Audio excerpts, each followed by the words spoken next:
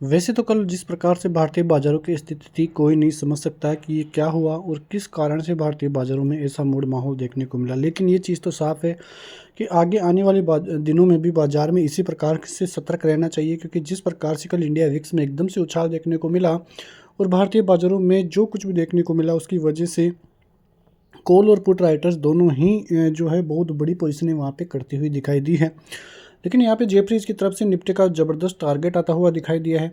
Nifty का target उनका 26,600 का आता हुआ दिखाई दिया है। उनका मानना है कि निफ्टी का जो 1 साल का फॉरवर्ड पी है वो 5 साल के औसत के ऊपर है। वहीं मॉर्गन स्टैनली अभी भी बताता हुआ ये नज़र आ रहा है कि अभी भारतीय बाजारों में तेज़ी है और ये तेज़ी की साइकिल 5 साल और चल सकती है। नतीजों की साइकिल अभी आधे रास्ते हैं, वैल्यूएशंस अभी सस्ते हैं। वहीं उनका ये भी मानना है कि वो बुलिस कहाँ पे है, फाइनेंशियल, कंज्यूमर और इंडस्ट्रियल जो है साइकिल पर जो है वो बुलिस है। स्टेपल्स, हेल्थ केयर, यूटिलिटीज़ और टेलीकॉम पर अब वो बेरिश होते हुए दिखाई दिए हैं। तो उनकी स्ट्रेटेजी यही है कि भारतीय बाज़ारों में अभी भी तेज़ी जारी है और आगे भी तेज़ी जारी रह सकती है। और ये तो कल भारतीय बाज़ारों ने दिखा भी दिया कि भारतीय बाज़ारों में कितना दम अभी बाकी है।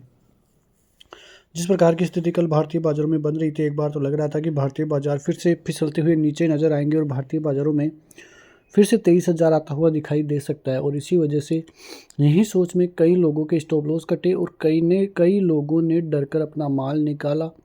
उसके पीछे का रीज़न यही था कि कल जिस प्रकार की गिरावट लोग बाग देख रहे थे, वो गिरावट ही ऐसी थी कि लोगों के माइंड में कुछ आया ही नहीं। इंडेक्स 1 से 1.5% गिरा था, लेकिन स्टॉक्स 4-4, 5-5% गिरते हुए दिखाई दिए थे और उसी कारण लोगों ने अपने स्टॉप लॉस काटे हैं और बड़े-बड़े स्टॉप लॉस और बड़ा-बड़ा लॉस लोगों ने बुक किया है। और उसके बाद जिस प्रकार की रिकवरी भारतीय बाज़ारों में देखने को मिली है, कोई नहीं जानता था कि बाज़ार ब्रेक क्यों आएगा और उसके बाद भी करीब 200 पॉइंट से ज़्यादा की तेज़ी निफ्टी में देखने को मिलेगी और वही तेज़ी भारतीय बाज़ारों को बुलिश बनाकर गई।